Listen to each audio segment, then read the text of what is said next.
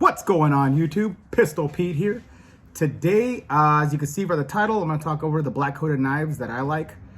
Personally, the only ones, and for me, as you all know, if you follow my channel at all, I'm not into coated knives. I get the purposes, I get what they're meant for, and we can go over all that. But I know exactly, I get it. I get what they're white, black, but I personally just don't like the look of them.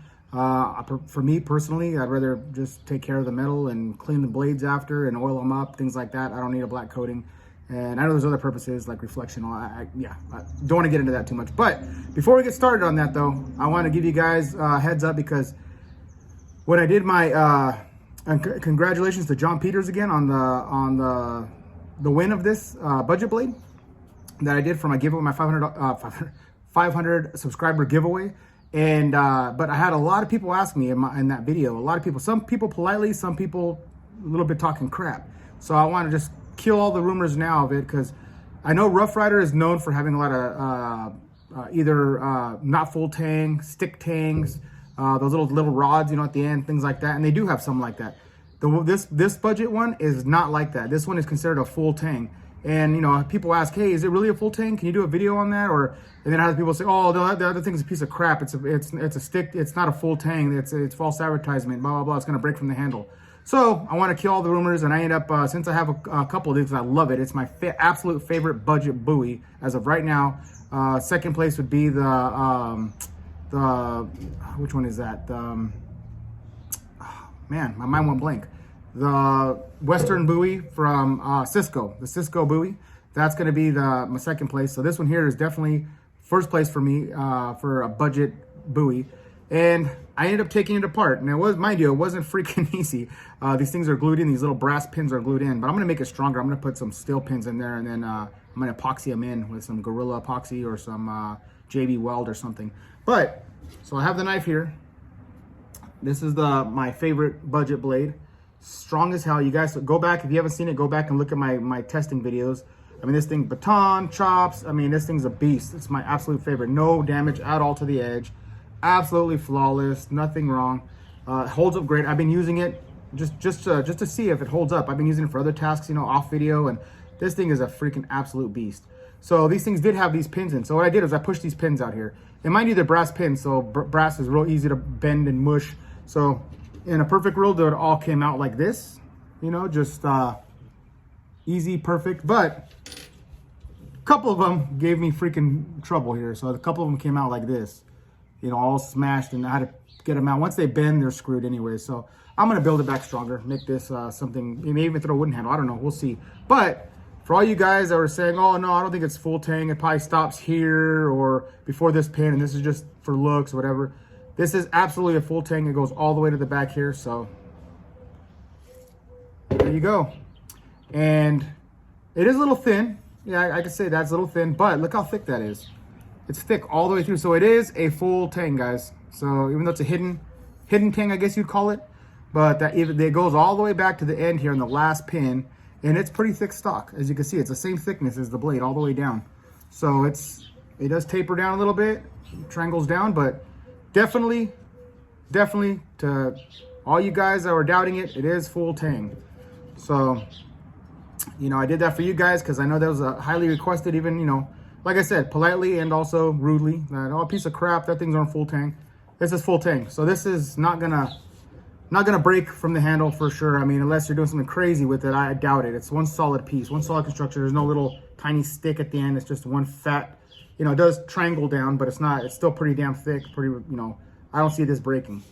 So for me, I'm probably gonna throw some either metal pins in here or either some screws, or even, I'm still thinking I might even, like I said, throw a wooden handle on this, see how it looks, make it a project. So, okay, I just want to show that, crush all the rumors there about this one. Yes, Rough Rider does make some crappy stick tang ones, but this isn't one of them. All right, guys? So I hope that answered the question there. Now we're going to be going over my 3 favorite, and it's pretty much the only black coated knives I'll own. They're going to be, we'll go over one by one, but these are my 3 favorite black coated knives. And we'll start first. Everyone knows, everyone loves it. It's tried and true. It's the Raider, Ontario Raider Bowie. Man, it's freaking awesome. You know, I really do like this one for the price. You're paying about 60 bucks to 65 bucks, and you're getting one hell of a bitchin' blade. I mean, and this thing freaking comes razor sharp. These all come razor sharp, all of them. There's not one that's not a damn razor blade. You know, super reliable. Go back if you want to see testing videos. You can see testing videos. I also gave all the specs. This is just going to be just showing you guys and talking about why I like it. But this one here, you know, 1090. This one's 1095. This is what it says, anyways. I hear from other sites too sometimes say something different. You know, it might be 1085, but the one I got it from says 1095, so I'm just gonna run with that. 1/4 inch thick. I mean, this thing's freaking awesome. About a 9-inch blade length. It does have that rubber plastic handle. Doesn't bother me at all. I know some people say it kind of can turn in your hand and stuff, but when I was chopping with it, when I did, and I also use this too. Other than that, it had no issues at all. Batoning, everything. I mean, this thing was just a tank of a freaking knife. Little lanyard hole there, little rubber fin here to keep it in your hand when you're choking back at the end here, and you want to get some good chops. You got that little fin here to keep your hand in place. Feels great. The sheath, again, all these are, you know, the sheaths are not that great. This, of course, it's that cheap vinyl sheath has like a plastic insert. You could put it in either way, this way, or you can flip it and put it in this way. The strap is adjustable here for either side carry, so it's up to you on that. So the sheath is nothing to be desired, but again, for 60 bucks, you can't beat it, and everyone knows this one. So I had to get it. because I love the shape. You know me, I'm a sucker for clip points. I just love this knife. It's for the price, for the quality, you're getting what it's worth. You know, and there's thousands of videos on this one that you can see. That, I mean, and I even did one, like I said, you want to go back and check that out, but this is why I had to get this one, black coat, even though I don't like black coated knives. Next, another one, super popular that I also had to get because it's just one hell of a freaking bitchin' blade, and that is the BK9, Becker BK9. Man, I love this freaking knife. Love it. It's awesome. Again, not being into black coated knives, this is still freaking bitching. And then this one here is like, it's just like the Glock of the knives. You know, you can customize these so many which ways. I see people, like you said, check out like my last video I talked about the ultimate knife search. My buddy Espen, he did one that's hands down the best freaking custom BK9 ever. Stripped all the black coating and did etching in it. Awesome, amazing knife. But I'm probably gonna keep this one original, just how it is now. But you know, I still like it. And you could get different handles. This handle isn't too bad. You know, people complain that it's slippery, and it is a little slippery in the hand. It can, you know, I can see it being wet, it could be slippery. It is kind of pretty smooth. But you can get aftermarket scales, G10 or Mercata handles, different colors, different variations. I've seen people add choils, people add more jimping here, all different things you can do to this damn knife. It's so customizable. It's awesome. And again, with the sheath, nothing wow. I don't mind it. I know a lot of people hate this damn sheath, but you know, for me, it doesn't bother me. It does the job. This one also, I did purchase the little ride-along knife with it, the little companion blade here. I believe this is the BK30, I believe. Yeah, and real sharp. This one here is made out of 420 steel, but that's all you need it for. It doesn't need to be super strong. You're not gonna be doing any batoning or anything. You're just gonna be doing some light cutting with that. This one here is 1095 Crovan, super strong blade, tried and true. Hundreds of videos on this one, all over the web. You can all over YouTube and everywhere. You can see this. This thing is done 1,000 times, held up, tried and true. Like I said, just awesome knife. I love it. The ergonomics of it, the handle are awesome. Has that skull crusher or shell buster, whatever you want to use it for. Big fat lanyard hole. Awesome. So, and this one here runs about $100, between like 90 to 100 bucks. You can get it for, not too pricey. This last one here, which is my favorite black coated knife, and sorry about that, the dog was getting into some stuff he shouldn't be getting into, so I had to stop the video here real quick. But the last one here, and I have to say, is one of my favorites even for black coated or not black coated knives, is going to be the Work Tuff Tanto, designed by Eric Outer.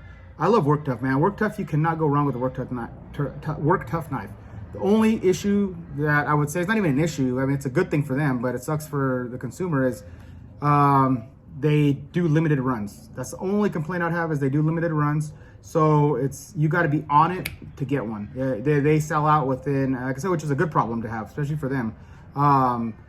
They sell out within, I mean, we're talking half hour of launching these things. And so you got to get them right away. And if you don't, they come around again, but not quite often. You might have to wait a year almost, to get the exact same one, if they bring out, because they do different designs as they rotate. So they put out different ones, obviously, almost every month or every other month. But it's not going to be, if you wanted this exact one, you might have to wait to get it again. Because sometimes they can take a while to put out another generation or relaunch the same blade. Just letting you know. But other than that, these knives are freaking amazing. It's not as popular, obviously, as the Raider Bowie or as the BK9, obviously. But man, the quality is, in my opinion, better. This thing you cannot go wrong with. And I love that modified Tanto point there. Freaking awesome. This one is SK85 steel. Beautiful G10 handles. Orange liners. Has an awesome lanyard hole. 2 spots here. I just threw it in the back portion. But for your lanyard, for your hand, for your chopping. I mean, this thing is just awesome, awesome, awesome. Man, this thing, I mean, look at that tip on that thing, man. Easy stabber. Slides in like butter when you stab stuff with this thing. 90-degree spine for ferro rod striking. Man, you cannot go wrong. Feels great in the hand. Ergonomics are awesome. Still has a little swell back here, so you can go back and chop for further, getting more momentum. Up close, has awesome choil for close work. I mean, I freaking love this knife. Absolutely love it. Like I said, when it comes to work tough, you can't go wrong with their quality and their fit and finish. And and that's probably why, like I said, it's not really negative, but they do limited runs, which is probably a good thing, because they keep the quality top notch. Some companies, not saying they couldn't, but some companies, they start doing too much mass production, you get more failures, right? You get more either bad heat treats or the fit and finish is off, and then theirs is flawless. So they do limited run, but they also do absolutely perfect work. I mean, this thing is super smooth. You can't feel where the handle starts and the middle begins. It's just absolutely perfect fit and finish. Heat treat on these are awesome. I mean, these things are all razor sharp. I mean, it just grabs the skin right now, and I'm just barely putting my finger across. So, I mean, these things are just amazing. So, it does come with the Kydex sheath. Fits in flawlessly. No issues with the Kydex. Locks in tight. Ain't going nowhere. I absolutely love this knife. So, those are my 3 black coated knives that I purchased. Even though I don't like black coated knives, those are the 3 I bought, because I still, even for black coating, I love them. I love it. I see people strip the coating off of almost all of them, really. You could do that, and I plan on doing that on a few other ones. These ones I'm going to keep just like they are. They don't bother me that much. Awesome. If you can't go wrong with any of those, those price points are all worth the money. All of them are worth what they pay for. Work Tough Tanto around 220, the BK9 around 90 to 100, and then the between 60 to 65 for the Raider Bowie. I mean, you can't go wrong with any of them. But that's it for today, guys. All right. Please like, subscribe, and until next knife, gun, or whatever.